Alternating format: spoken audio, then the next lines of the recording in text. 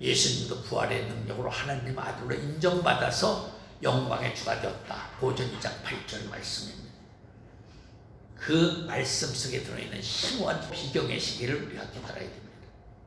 예수님은 하나님이 사람으로 오신 분이십니다.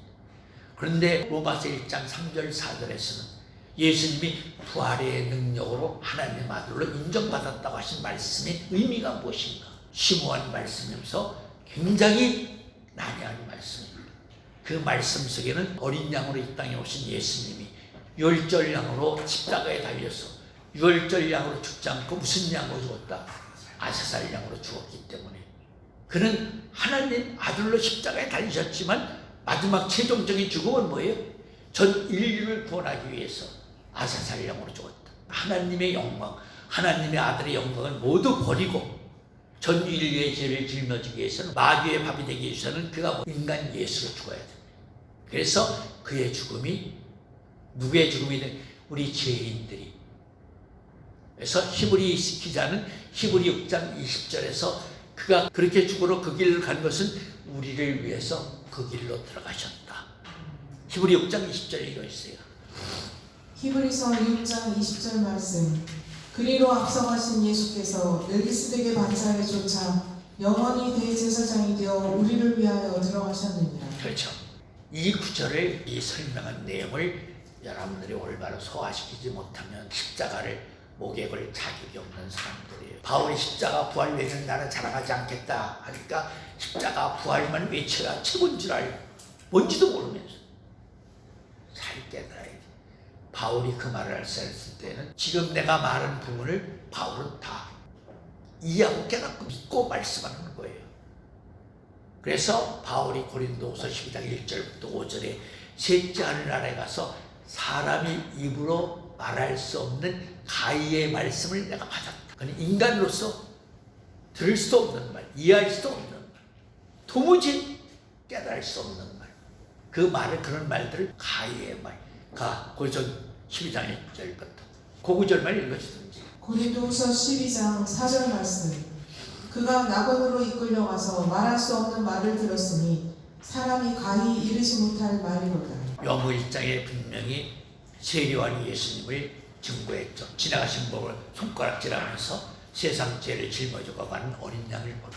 그래서 세례요한 곁에 있던 요한과 안드레는 본래 누구의 제자였어요? 세례요한의 제자였습니다. 그래서 그 소리를 듣고 자기 스승의 인사도 하지 않고 예수님에게 따라갔죠. 왜 나를 쫓느냐? 어디에 계시오니까. 그러니까 예수님이 그럼 따라오라 해서 그날 밤에 요한과 안드레가 예수님의 집에서 하룻밤을 자는다. 하룻밤에 만리장성을 쌓는 세상 말이 있죠. 안드레는 만리장성을 쌓지 못했지만 요한은 하룻밤 자면서 예수님과의 끊임없는 대화를 통해서 만리장성을 쌓았다라고 할 수가 있습니다. 그런 어린 양으로 오신 예수님이 자기 백성을 위해서는 출애굽기 12장 말씀처럼 유월절 양으로 오셨습니다. 신약에 유월절 양이라는 말은 딱 한 군데만 나옵니다. 베드로전서 5장 7절 말씀. 너희는 누룩 없는 자인데 새 덩어리가 되기 위하여 묵은 누룩을 내어버리라. 우리의 유월절 양 곧 그리스도께서 희생이 되셨느니라. 출애굽기 12장 유월절 양이 예수님이라는 것을 신약에서는 지금 고린도서 5장 7절에 읽은 한 구절에만 딱 표현이 되어 있습니다. 유월절 양은 자기의 백성을 위해서 죽는 양입니다. 자기 백성을 위해서 죽는 양인데 하나님이 겟세마네 동산에서 안 돼! 너는 어차피 십자가에 죽잖아.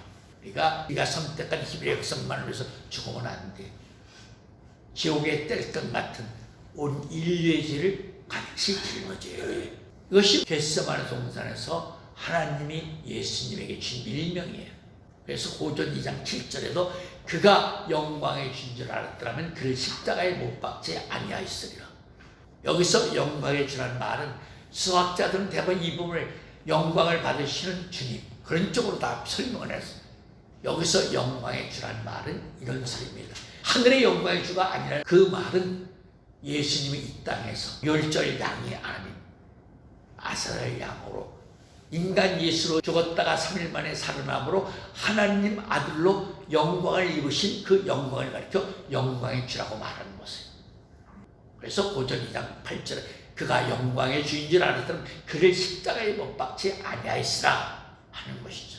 땅의 주 앞에 섰는 두 감람나무 두 촛대.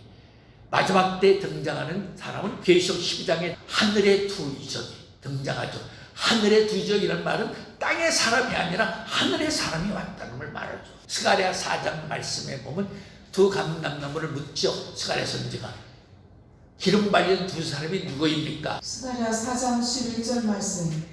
내가 그에게 물어 가로되 등대 좌우의 두 감람나무는 무슨 뜻이니까 하고 다시 그에게 물어 가로되 금기름을 흘려내는 두 금관 옆에 있는 이 감람나무 두 가지는 무슨 뜻이니까? 그가 내게 대답하여 가로되 네가 이것이 무엇인지 알지 못하느냐? 대답하되 내 주여 알지 못하나이다. 가로되 이는 기름 발리운 자 둘이니 온 세상이 주 앞에 모셔서는 자니라 하더라. 그렇죠. 분명히 두 감람나무의 설명이 여기 있습니다. 온 세상이 주 앞에서 기름 발리운 자 두 사람. 다시 말하면 두 감람나무는 어떤 사람이에요? 이 땅에 왜 온 사람이에요? 산자의 영광을 받기 위해서 이 땅에 왔죠. 해와 달과 별들로부터 경배받는 대상이 되기 위해서. 요셉의 두 번째 꿈이 그거죠. 첫 번째 꿈은 11몇 단이 내게 절하더이다. 두 번째 꿈은 해와 달과 별들이 절하더이다. 아버지께 고함에 아버지가 처음에 야단을 치죠. 야 이 녀석 그러면 나와 내 애미까지 가서 너한테 절한다는 말이냐? 그래놓고 그것을 야곱이 마음에 두었더라. 하늘의 장자가 되기 위해서는 하늘의 모든 대상들로부터 경배받는 자가 되기 위해서는 예수님이 이 땅에 오셔서 부활의 능력으로 하나님 아들의 영광을 입은 것처럼 그도 이 땅에 와서 죽었다가 그는 3일이 아니라 3일 반이죠. 왜? 3일을 하면 또 예수님이 할까? 또 신랑의 수는 아모는 3수지만 그 사람 생명 3단계 과정으로 아들이 태어났죠. 생명이. 그러나 여자는 그 사람 생명의 갈비뼈로 여자를 만들었기 때문에 신부의 아모는 뭐죠? 3일 반이죠. 그래서 마지막 때는 무슨 때라고 그랬죠? 신부의 때라고 그랬죠. 예레미야 31장 22절을 읽어드리겠습니다. 예레미야 31장 22절 말씀. 패역한 딸아 네가 어느 때까지 방황하겠느냐? 여호와가 새 일을 세상에 창조하였나니 곧 여자가 남자를 안으리라. 그렇죠. 여호와가 새 일을 창조하였나니 새 창조의 중심이 뭐라는 거죠? 여자가 남자를 안으리라. 다시 말하면 예수님이 둘째 아담으로 오셔서 첫째 아담이 상실한 모든 것을 회복하셨어요. 십자가상 6번째 다 이뤘다. 둘째 아담으로 오셔서. 그런다고 예수님 자신이 둘째 아담이라는 소리는 아니에요. 그걸 오해하면 안 돼요. 그걸 오해하기 때문에 오늘날 믿는 하나님의 백성, 하나님의 종들이 다 우리는 예수님의 신부다 이렇게 말하고 있어요. 말도 안 되는 소리죠.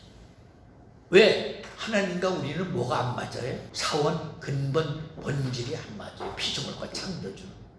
다시 말하면 아담과 하와가 우리하고 똑같은 또 동질, 본질, 근본이 같은 사람이에요.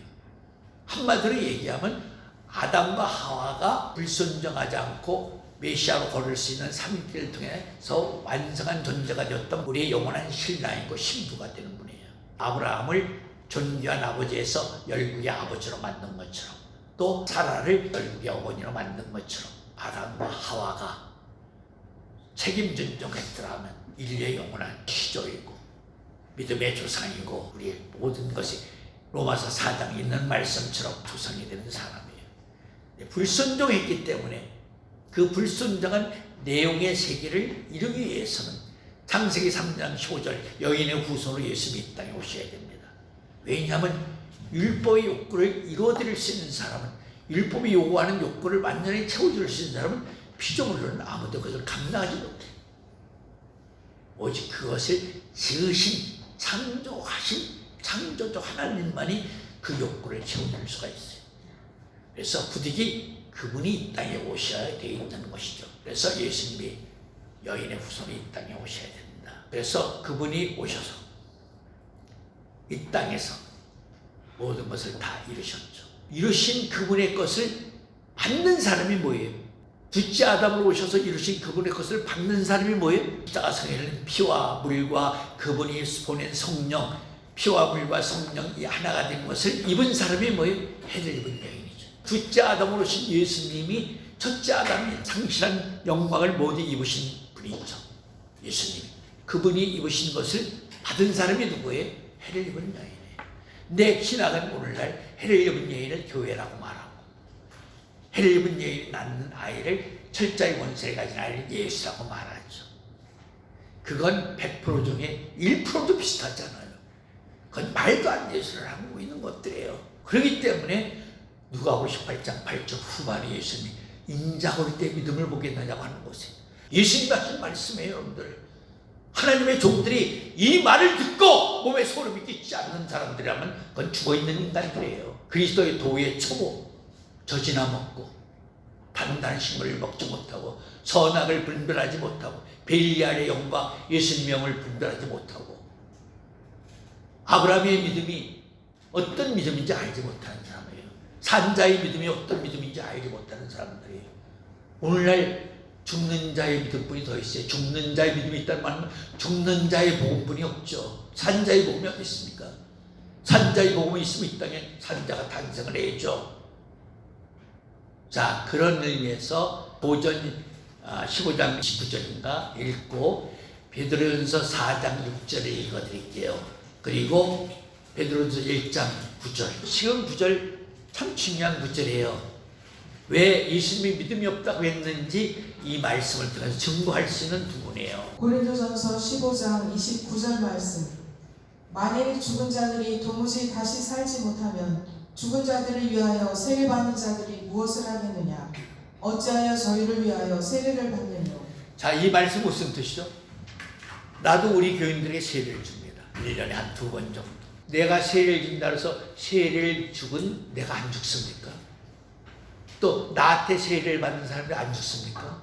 다 죽습니다. 그럼 왜 죽는 자들에게 세례를 줘야 되죠? 깊이 생각해야 됩니다.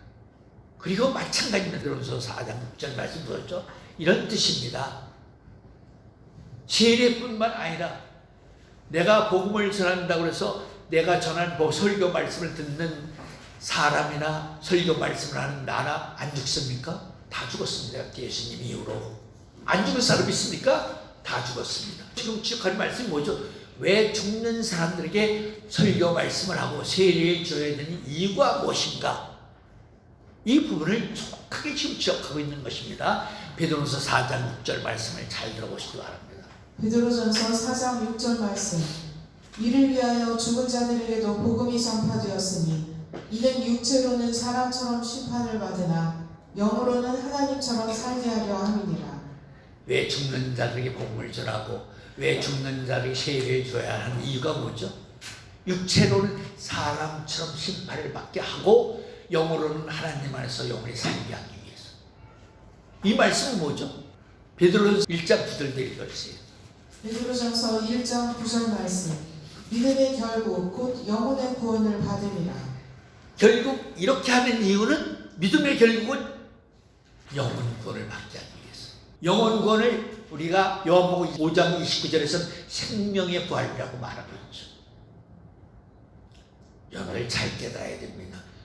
여러분들이 전하신 세례, 복음, 설교 말씀, 산자를 탄생시키는 말씀이 아니에요. 죽는 자들에게 복음을 전하고 세례를 줌으로써 육체로는 사람처럼 심판을 받게 하고 영만은 하나님 안에서 영원히 살게 하기 위해서 영혼을 구원해서 전하는 복음을 전하고 있는데, 오늘날 목사님들이 자기들이 전하는 말씀이 그렇게 생각을 하나요? 그런 이 시대에 예수님이 말씀하신 믿음이 있습니까? 예수님이 말씀하신 믿음은 뭐예요? 영혼 구원 받는 믿음이 아니라 바로 영육간에 부활해서 구원받는 믿음을 말하는 거죠. 그것이 산자의 믿음이에요. 출애굽기 3장 6절에도 여호와가 모세에게 이름을 가르쳐주는데 처음에는 스스로 있는 자, 벌써 알 수가 있나요? 스스로 있는 자가 뭐죠? 그러니까 하나님이 눈치를 채시고 나는 아브라함의 하나님, 이삭의 하나님, 또 야곱의 하나님, 너희 조상의 하나님 여호와라고 하라. 이렇게 가르쳐줬죠. 그리고 누가복음 20장 37, 38절에도 사두개파 사람들이 와서 질문했지. 예수 고난중 안에 계대법, 칠형제 사건. 사두개파 사람들 공통점이 뭐죠? 그들은 영을 신하지 않고 천사를 인정하지 않고 부활도 인정하지 않는 사람들이죠. 계대법은 마지가 아들이 없이 죽으면 둘째가 형수하고 자문이 다져서 아들 대를 잇게 해주는 거죠. 아들 낳아서 형님의 족보를 이어가게 해주는 것이 계대법이죠. 이스라엘에. 그걸 빙자해서 질문을 하죠. 첫째가 죽었습니다. 둘째가 형수하고 자문이 났는데 둘째도 아들을 얻지 못했습니다. 그래서 셋째가 자문이 났습니다. 이렇게 7 형제가 다 형수하고 자문이 났는데 아들을 얻지 못하고 죽었습니다. 부활 때에는 그 여자를 누구의 아내라고 하겠습니까? 그 말씀이 지금 누가복음 20장 37, 38절의 말씀입니다. 그러자 예수님 말했죠. 너희가 말씀을 오해했도다. 부활신은 천사와 같아서 시집가고 장가가는 것이 없다. 그러면서 모세의 떨기나무 사건을 말씀하시면 나는 아브라함의 하나님, 이삭의 하나님, 야곱의 하나님, 나는 산자의 하나님이시다. 하나님 안에서는 모든 사람이 살았느니라. 예수님이 취하신 말씀이에요. 누가복음 20장 37절 말씀. 죽은 자의 살아난다는 것은 모세도 가시나무 떨기에 관한 글에 보였으되 주를 아브라함의 하나님이요 이삭의 하나님이요 야곱의 하나님이시라 칭하였나니 하나님은 죽은 자의 하나님이 아니요 산자의 하나님이시라. 하나님에게는 모든 사람이 살았느니라. 산자의 하나님이 나는 아브라함, 이삭, 야곱의 하나님이라고 말씀하고 있어요. 그 말은 아브라함, 이삭, 야곱 죽은 자는 건 산자라는 거죠. 그럼 첫째 아브라함이 어떻게 산자가 되었을까 하는 점을 우리가 살펴볼 필요가 있습니다. 왜냐하면 갈라디아 3장 6절에 보면 이런 말, 아브라함 같은 믿음을 가진 자는 아브라함 같은 축복을 받는다고 말씀을 하기 때문에 대한민국에 그래도 은혜를 받고 깊은 신앙생활을 한다는 사람들 쳐놓고 집사, 권사, 장로, 목사 중에 그렇죠? 갈라디아 3장 6절 9절 축복을 받기를 원하지 않는 사람은 없어요. 다 그렇게 기도하고 있죠. 아브라함 같은 축복을 받게 해달라고. 그 사람들은 아브라함의 믿음이 뭔지도 모르고 가는 사람들이에요. 아브라함은 죽은 자가 아니에요. 마태 8장 11절을 읽어드리겠습니다. 마태복음 8장 11절 말씀. 또 너희에게 이르노니 동서로부터 많은 사람이 이르러 아브라함과 이삭과 야곱과 함께 천국에 앉으려니와 나라의 본자손들은 바깥 어두운 데 쫓겨나 거기서 울며 이를 갈미 있으리라. 자, 이 말씀도 예수님이 친하신 말씀이에요. 아브라함이 어디 있죠? 천국. 의인들에게 베풀어진 거룩한 성이 있죠. 안식을 누리라고. 그 성 보좌에 아브라함, 이삭, 야곱이 앉았다는 거죠. 그럼 아브라함은 어떻게 산자가 되었을까? 아브라함이 산자가 된 원인은 뭐죠? 산자에게 축복을 받았기 때문에, 산자에게 11조를 바쳤기 때문에. 아브라함이 산자에게 축복받은 내용이 뭐예요? 바로 창세기 14장이죠. 아까 고돌라오멜 왕을 얘기했죠. 빼앗긴 롯의 가족을 400km 가까운 단 이어가지고 쫓아가서 찾아가지고 돌아오는데 샤워를 저기에서 소돔 왕과 멜색이 나와 기다리고 있었어요. 그때 멜색이 나와서 아브라함에게 떡과 포도주를 축복해. 떡과 포도주를 축복해 줬다는 말은 예수님을 말하는 것이죠. 그러니까 최초로 이 땅에서 산자로부터 예수님의 축복을 받은 사람은 누구예요? 아무분이 없어요. 그리고 나서 창세기 15장에서 횃불 언약을 맺은 거예요.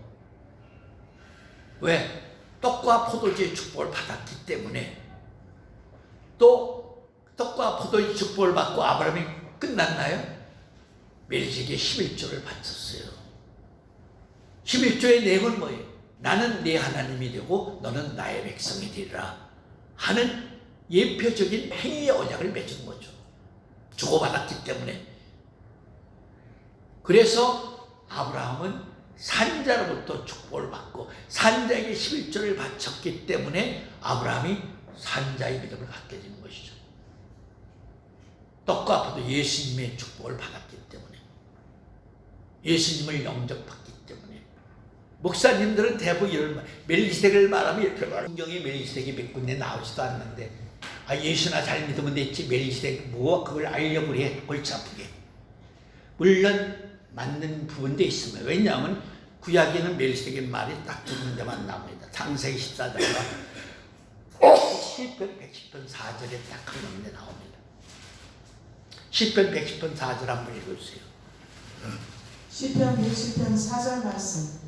여호와는 맹세하고 변치 아니하시리라. 이르시기를 너는 멜기스덱의 반차를 쫓아 영원한 제사장이라 하셨도다. 그렇죠. 여호와가 맹세하여 이르시되 예수님이가 내가 멜기세덱 반찰떡에서 하늘의 대성이 되리라. 이 말씀대로 히브리 5장 6절 한번 읽어보세요. 히브리서 5장 6절 말씀. 또한 이와 같이 다른 데 말씀하시되 네가 영원히 멜기스덱의 반차를 쫓는 제사장이라 하셨습니다. 여호와가 맹세한 대로 예수님이 멜기세덱 반찰떡에서 하늘의 대성이 되셨습니다. 그래서 구약의 마당에는 창세기 14장, 시편 110편 4절 딱 두 군데 나오고 신약에는 히브리서에만 멜기세덱이라는 말이 나옵니다. 고린도서 12장 1절부터 5절에 사도 바울이 셋째 하늘 나라에 가서 사람이 가히 입에 담을 수 없는 가히의 말을 들었다. 그 가히의 말이 뭐라는 거죠? 바로 멜기세덱이라는 말이죠.